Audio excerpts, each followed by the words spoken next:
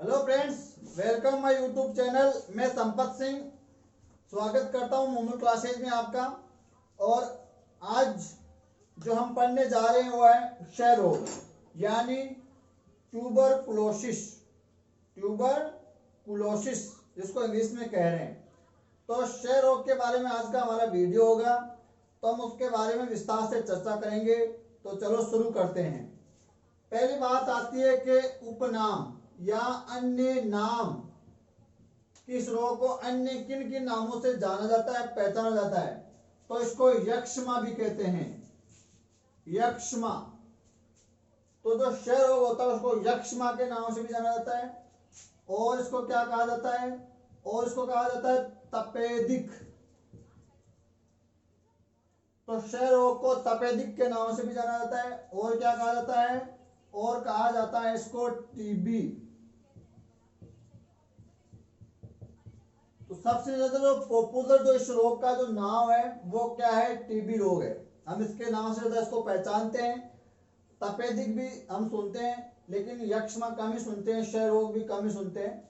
जो भी आप सुनते हो इन इन नामों से जो है इस रोग को जाना जाता है। क्षय रोग कह दो, यक्ष्मा कह दो, तपेदिक कह दो या टीबी कह दो, या इंग्लिश में क्या कह सकते हो आप इसको? ट्यूबरकुलोसिस। अब ये जो टीबी जो नाम आया है इसका फुल फॉर्म होता है एक, वो क्या होता है? ट्यूबरकुल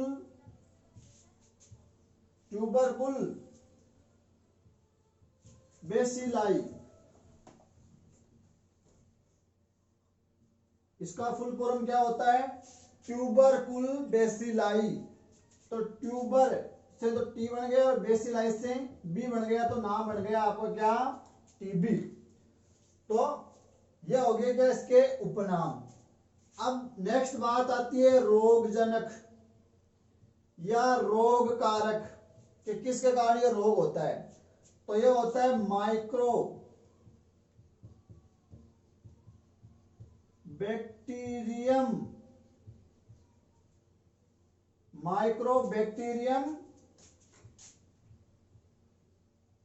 ट्यूबरकुलोसिस नामक जो बैक्टीरिया या जो जीवाणु से यह रोग होता है। तो इसका रोगजनक या रोग कारक क्या हो गया? माइक्रोबैक्टीरियम ट्यूबरकुलोसिस हो गया। तो इसके कारण ये रोग है वो फैलता है। जो टीबी रोग है, क्षय रोग है, वो काफी घातक होता है। ये इसमें मृत्यु दर काफी ज्यादा होता है और ये विश्व का दूसरे नंबर पर आने वाला भयानक और मृत्यु दर के मामले में ये रोग है। ऐसी कोई बात नहीं कि इसका इलाज नहीं, इसका इलाज है, इसके टीके भी लगते हैं। और इसका जो कोर्स है या इसका जो उपचार वो काफी लंबे समय तक चलता है। लेकिन फिर भी लाखों की संख्या में जो है लोग प्रतिवर्ष इससे मरते हैं। तो ये काफी घातक माना जाता है और ये आसानी से एक दूसरे में फैल जाता है। इसलिए कैसा रोग हो गया? ये हो गया जीवाणुजनित संक्रामक रोग यानी छूत वाला ये रोग है, एक दूसरे से ये फैल जाता है। तो ये बैक्टीरियल डिजीज है, जीवाणु जनित संक्रामक रोग है, यानी बैक्टीरिया से होने वाला रोग है। जैसे वायरस जनित होता है, कवक जनित होता है, प्रोटोजोआ जनित होता है, इसी प्रकार एक कैसा रोग है? जीवाणु जनित रोग है और संक्रामक रोग है, यानी छूत का रोग है कि एक दूसरे से ये रोग है वो फैल जाता है, रोगी से स्वस्थ व्यक्ति में इस रोग का प्रसार हो जाता है। तो ये जीवाणु जनित संक्रामक रोग है। दूसरी बात, ये जो रोग है ये मनुष्य के साथ, मानवीय डिजीज तो है, ये मनुष्य के साथ पशुओं में भी पाया जाता है, पशुओं में भी होता है। तो ये मनुष्यों के साथ पशुओं में भी पाया जाता है। पशुओं में भी खासकर कौन?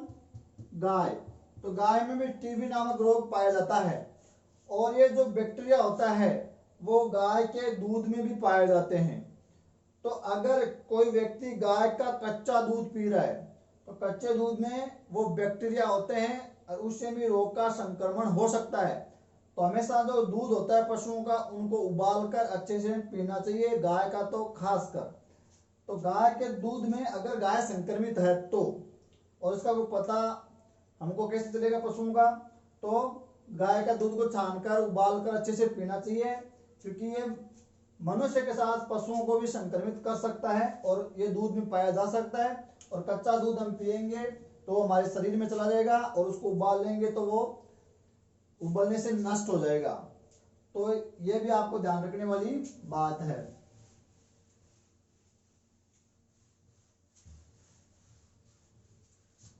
नेक्स्ट बात आती है कि टीबी काफी घातक है, सारे जो देश है इससे प्रभावित है। तो 24 मार्च को क्या मनाया जाता है, वर्ल्ड ट्यूबरक्लोसिस डे मनाया जाता है। विश्व जो टीबी दिवस जो मनाया जाता है, विश्व टीबी दिवस वो कब मनाया जाता है, टीबी दिवस वो कब मनाया जाता है, 24 मार्च को मनाया जाता है। क्योंकि ये काफी घातक है, प्राणदायक है, तो इसके बारे में जागरूकता होना, इसका बारे में इलाज वगैरह होने के बारे में जानकारी दी जाती है तो मनाया जाता है। नेक्स्ट बात आती है क्या, प्रभावित अंग, किस रोग से कौन सा अंग प्रभावित होता है। तो इससे मोस्टली 90% जो प्रभावित जो अंग होते हैं वो होते हैं फेफड़े। 90% जो केस है उनमें फेफड़ों का संक्रमण देखा गया है। और ऐसी टीबी को कहते हैं क्या, फुफ्फुसीय यक्ष्मा या पल्मोनरी यक्ष्मा। तो अगर फेफड़े संक्रमित हो रहे हैं तो उसको क्या बोलेंगे, फुफ्फुसीय यक्ष्मा या पल्मोनरी टीबी। दूसरा, फेफड़ों के अलावा हमारे और भी कई सारे अंगों में टीबी हो सकती है। तो वो कौन कौन से, जैसे हमारा ब्रेन यानी मस्तिष्क में टीबी हो सकती है, जैसे हमारा लीवर में टीबी हो सकती है, जैसे किडनी यानी गुर्दों में भी आपका टीबी हो सकता है, रीढ़ की हड्डी में भी टीबी हो सकता है, मूत्राशय में भी टीबी हो सकता है, गर्भाशय यूटेरस जिसको कह रहे हैं उसमें भी टीबी हो सकता है। तो मोस्टली जो 90% जो केस है वो तो आपका फुफ्फुसीय यक्ष्मा ही होता है। फेफड़े उनमें प्रभावित होते हैं, उनमें छाले वगैरह पड़ जाते हैं, उनसे खून वगैरह आने लग जाता है खांसी के साथ, और फिर वो काफी जानलेवा भी हो सकता है अगर समय पर ध्यान नहीं दिया था, क्योंकि शुरू में इसके लक्षणों का ज्यादा पता नहीं चलता है और ये धीरे धीरे जकड़ लेता है। इसके अलावा ब्रेन में, लीवर में, किडनी में, रीढ़ की हड्डी में, मूत्राशय में, गर्भाशय में भी टीबी हो सकता है। उनको कहते हैं इतर फुफ्फुसीय यक्ष्मा या एक्स्ट्रा पल्मोनरी टीबी। ये तो पल्मोनरी टीबी हो गई और ये एक्स्ट्रा पल्मोनरी टीबी हो गई। तो इस प्रकार इन अंगों को ये क्या कर सकती है, टीबी प्रभावित कर सकती है। रोग का प्रसार कैसे होता है, तो रोग का प्रसार हो सकता है कैसे, व्यक्तिगत संपर्क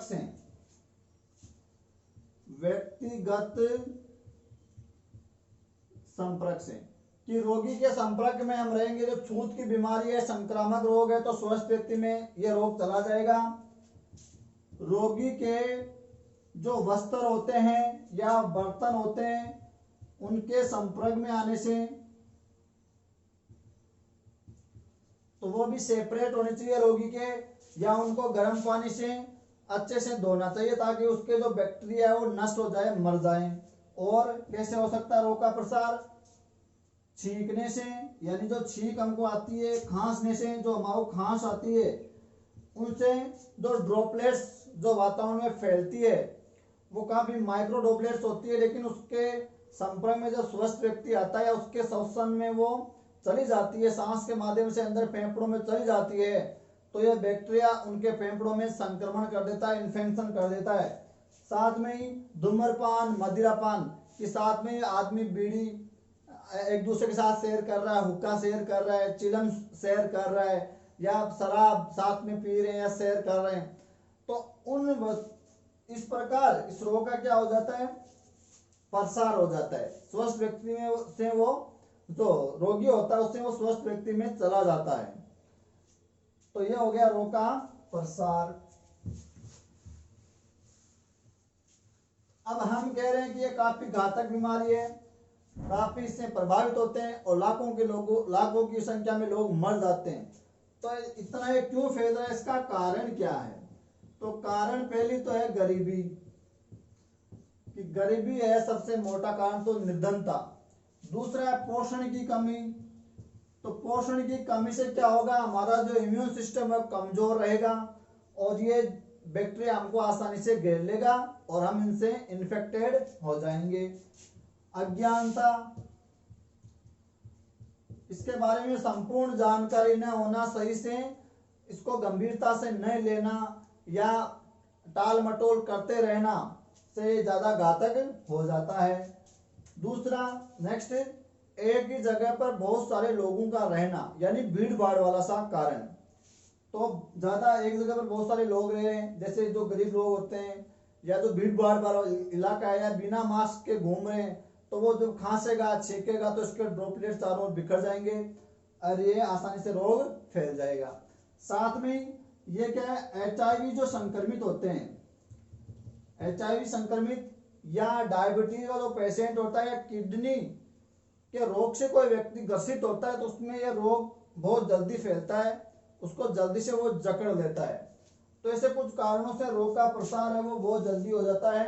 और एक कारण हो सकता है और क्या, स्वच्छ जो है, स्वच्छता में कमी, चारों ओर का वातावरण स्वच्छ नहीं है, क्लीन नहीं है, तो भी रोग आसानी से फैल जाएगा।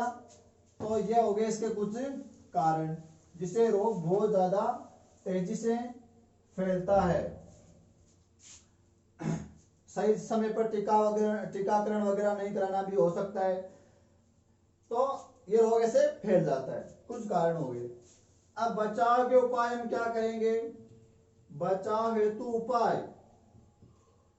तो बचाव हेतु उपाय के लिए हम क्या कर सकते हैं कि भाई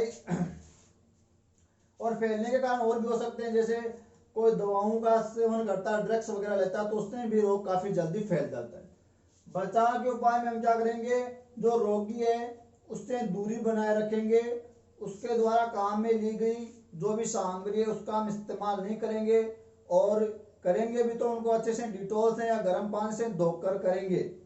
साथ में ये जो बीड़ी, जो गुटखा, हुक्का, जो जिसको हम धूम्रपान में शामिल करें, वो नहीं करना चाहिए। मदिरापान नहीं करना चाहिए। समय पर टीकाकरण करवा लेना चाहिए, जिसके कारण क्या है, रोग से बचा जा सकता है। और एक बात हम पहले कर चुके हैं कि पशुओं का दूध है वो भी उबाल कर पीना चाहिए, क्योंकि पॉसिबिलिटी रहती है वहां से बैक्टीरिया आने की। तो इस प्रकार हम क्या कर सकते हैं, रोग से बच सकते हैं। या जो खांस रहा है, छींक रहा है, वो अपने मुंह पर टिश्यू रखे या मास्क लगा के रखें, तो वो क्या है कि ड्रॉपलेट्स ज्यादा दूर बिखरेगी नहीं और दूसरे के संपर्क में आएगी नहीं, तो रोग का बचाव हो जाएगा। साथ में संतुलित आहार लेंगे तो इम्यून सिस्टम अच्छा रहेगा, और इम्यून सिस्टम अच्छा रहेगा तो रोग जो बैक्टीरिया है वो अच्छे हमको आसानी से पकड़ नहीं पाएगा, जकड़ नहीं पाएगा। तो ऐसे हम कुछ बचाव कर सकते हैं। चलो अब ये क्षय रोग के प्रकार। तो टीबी के प्रकार ये दो प्रकार की हो सकती है, एक तो होती है लेटेंट और एक होती है एक्टिव यानी सक्रिय। तो जो टीबी होती है वो दो प्रकार की होती है, तो लेटेंट और एक सक्रिय। लेटेंट का मतलब होती है छुपी रहती है, ये हमारे शरीर में जब लेटेंट टीबी होती है तो उसके बैक्टीरिया हमारे शरीर में होते हैं, लेकिन हमारा इम्यून सिस्टम के कारण वो एक्टिव नहीं हो पाते हैं, वो हमको ग्रसित नहीं कर पाते, इन्फेक्टेड नहीं कर पाते हैं, और हमारे में वो लक्षण नजर नहीं आते हैं, और हम दूसरे लोगों में भी उस रोग को फैला नहीं सकते। ऐसे को तो कहते हैं लेटेंट टीबी। और सक्रिय एक्टिव वाली है तो हमारे में सारे लक्षण नजर भी आएंगे और हम दूसरे लोगों में उसको फैला भी देंगे, और मृत्यु दर भी इसमें ज्यादा होगी, मर सकता आदमी। लेकिन इसमें कोई ज्यादा घातक नहीं है, लेकिन ये लेटेंट वाली कभी भी सक्रिय टीबी में बदल सकती है, तो कई सालों बाद में ये टीबी के लक्षण नजर आ सकते हैं। अब इसके अंदर क्या है कि इसका जो उपचार चलता है ना, वो 6 से 9 माह तक चलता है, और प्रॉपरली अगर सही तरीके से वो उपचार लिया जाए तो आदमी को आसानी से बचाया भी जा सकता है, कोई बड़ी वाली बात नहीं है। अब नेक्स्ट जो मोटी बात आती है कि रोग के लक्षण क्या है, कैसे पहचानोगे रोग को। तो लक्षण तो बहुत सारे हमारे पास लक्षण है। टीबी के रोगी जो होते हैं आपने उसमें देखा होगा, सबसे जो मेजर जो लक्षण नजर आता है वो होता है खांसी। खांसी तो जो रोगी होता है उसको शुरू में कम खांसी आती है, लेकिन उसके बाद शुरू में सूखी खांसी आती है, और उसके बाद जो खांसी है उसकी तीव्रता बढ़ जाती है। तो खांसी आती है और खांसी के साथ कई बार क्या आ जाता है, खून आ जाता है। तो कई बार खांसी के साथ खून आ जाता है, प्लस खांसी के साथ क्या आ सकता है, बलगम आ सकता है। बलगम यानी कफ आता रहता है, कफ गिरता रहता है। तो खांसी तो आ रही है, साथ में उसमें कभी कभी खून भी आ जाता है, कभी कभी उसमें बलगम या कफ तो आता ही रहता है। और साथ में ये खांसी कैसी होती है, दीर्घकालीन होती है, यानी खांसी लंबे समय तक रहती है, लगभग कितनी, 3 सप्ताह तक रह सकती है। तो लंबी खांसी आ रही है तो आपको समझ जाना चाहिए दीर्घकालीन है, खून आ रहा है, बलगम आ रहा है, तो आपको समझ जाना चाहिए कि ये टीबी रोग का लक्षण है। नेक्स्ट जो मेजर लक्षण है वो क्या होता है, रोगी को पसीना बहुत आता है। और पसीना तो आता है, दिन में आता है, लेकिन मोस्टली रात्रि में ज्यादा पसीना आता है। तो रोगी को रात्रि में पसीना आता है, चाहे मौसम कैसा ही हो, सर्दी का मौसम है तो भी रोगी को रात्रि में पसीना आएगा। तो समझ लेना चाहिए वो किसका लक्षण है, टीबी का लक्षण है। नेक्स्ट, वजन जो होता है वो घट जाता है, घटता सो घटता है, लेकिन अचानक ही बहुत सारा वजन घट जाता है। तो अचानक बहुत वजन का घटना, तो अचानक सडनली बहुत ज्यादा वेट लॉस हो जाता है, ऐसा कुछ हो रहा है तो टीबी रोग के लक्षण है। यानी अगर रोग काफी निरंतर समय तक बना रहता है तो आदमी का जो या रोगी का जो शरीर है वो हड्डियों का ढांचा मात्र रह जाता है, सारा जो वजन होता है वो लॉस हो जाता है और वो सिर्फ हड्डियों का एक ढांचा रह जाता है। और जो आंखें हैं वो अंदर धस जाती है, अंदर धसी हुई आंखें और सिर्फ हड्डियों का ढांचा। अगर रोग काफी लंबे समय तक रह गया, निरंतर रह गया, तो इसमें वजन घटता है, वो भी अचानक घटता है और बहुत ज्यादा घटता है, तो ऐसी स्थिति हो जाती है।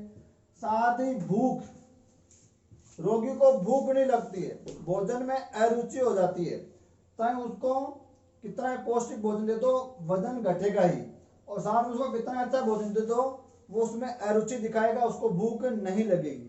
तो जाहिर सी बात है फिर वो हड्डियों का ढांचा रहने वाला है, तो भूख में क्या आ जाती है, कमी आ जाती है। साथ में भूख में कमी आ गई तो व्यक्ति को क्या रहेगी, थकान रहेगी, थकावट रहेगी, साथ में उसको क्या आ जाएगी, कमजोरी आ जाएगी, और उसको अच्छा महसूस नहीं होगा, यानी हर समय वो बेचैन रहेगा, बेचैनी महसूस करेगा, पसीना आ रहा है, कमजोरी हो गई है, थकान हो गई, भूख नहीं लग रही है, वेट लॉस हो रहा है, तो उसका मन है वो अच्छा फील नहीं करता है, तो वो बेचैन रहता है। नेक्स्ट क्या लक्षण नजर आएंगे रोग के, इसमें क्या रहता है, बुखार रहता है। शुरू में बुखार हल्का रहता है, लेकिन उसके बाद बुखार भी थोड़ा सा डेंजर होने लग जाता है, बुखार की तीव्रता भी बढ़ जाती है। तो ये कुछ लक्षण हो गए। और क्या लक्षण नजर आएंगे, जो लसिका ग्रंथियां होती है वो फूल जाती है, सूजन आ जाती है। तो लसिका ग्रंथियों में सूजन, लसिका ग्रंथि में क्या आ जाती है, सूजन आ जाती है। और व्यक्ति के कमर वाली जो हड्डी होती है उसमें दर्द रहता है, और घुटनों में भी दर्द रहता है, और घुटने मोड़ने में दिक्कत होती है। तो कमर की लेकर नहीं, वैसे बता देता हूं, कमर की हड्डी में दर्द, घुटनों में दर्द, और घुटनों को मोड़ने में दिक्कत होती है, और मांसपेशियों में भी दिक्कत आ जाती है, मांसपेशियां भी काफी हद तक डैमेज हो जाती है, खराब हो जाती है। तो ये कुछ भी लक्षण और नजर आते हैं। साथ में ही जब व्यक्ति के जिस अंग में टीबी होती है, जैसे फेफड़ों की टीबी है, टीबी, तो वहां गांठें बन जाती है, छाले यानी घाव से हो जाते हैं। जैसे क्या तो खांसता है, छींकता है, तो वो मतलब ब्लड आ जाता है। साथ में जब रोगी गहरी सांस लेता है तो सीने में दर्द होता है, सांस फूल जाती है, सांस लेने में दिक्कत होती है, कांसे वाले में दिक्कत होती है, ऐसे आप सभी को पता है। साथ ही सीने में यानी छाती के अंदर एक लगातार सा दर्द बना रहता है, एक लगातार सी अनसमझी सी बेचैनी और थकावट सी बनी रहती है। तो सीने में अगर छाती में दर्द हो रहा है, सांस लेने के दौरान अगर दर्द और ज्यादा फील हो रहा है, तो भी वो भी किसका लक्षण है? टीबी का लक्षण है, क्योंकि अंदर से वो छिल गए हैं, घाव हो गए अंदर, मतलब गांठें सी बन गई है अंदर। तो ये काफी संक्रामक इस प्रकार हो जाता है। और सांसें फूलने लग जाती है, सांस लेने में दिक्कत आती है, और कभी कभी मुंह में और गले में भी टीबी हो जाती है, तो हालात और भी ज्यादा बिगड़ जाते हैं। तो इस प्रकार भी आप उसको क्या कर सकते हो? पहचान सकते हो। और क्या लक्षण हो सकते हैं इसके अंदर? इन लक्षणों के आधार पर आप टीबी को है वो आसानी से पहचान सकते हो। अब बात करते हैं इसके इलाज की, कि इलाज क्या है इसका। तो इसके कई सारे जैसे इलाज है, कई एंटीबायोटिक्स दी जाती है, एंटीबायोटिक जो औषधियां लेकर भी इलाज किया जा सकता है। हम पहले बात कर सकते हैं 6 से 9 माह तक इसका इलाज या उपचार चलता रहता है। एक टीकाकरण भी इसमें शामिल है, और वो टीका लगता है, उसको कहते हैं BCG का टीका या BCG वैक्सीन। तो ये शिशुओं को लग जाता है और फिर ये टीबी होने का खतरा कम हो जाता है। तो BCG का मतलब क्या है? इसका मतलब होता है बेसिलस, बी यानी बेसिलस, सी यानी कालमेट, और जी मतलब ग्यूएरीन या ग्यूएरीन, कोई भी अक्षर आपको मिल सकता है, ग्यूएरीन या ग्यूएरीन। तो बेसिलस, कालमेट, ग्यूएरीन। तो BCG का टीका लगता है और वो टीबी के लिए लगता है। जो बचपन में लग जाता है तो फिर टीबी होने का खतरा काफी कम हो जाता है। तो यह हो गया हमारा क्या? टीबी रोग, क्षय रोग, तपेदिक रोग, यक्ष्मा रोग, ट्यूबरकुलोसिस। आशा करता हूं वीडियो आपके समझ में आया होगा। फिर भी कुछ डाउट्स है तो आप कमेंट करके पूछ लेना, वीडियो को लाइक करके जाना और चैनल को सब्सक्राइब करना, जो बहुत ज़्यादा जरूरी है। धन्यवाद।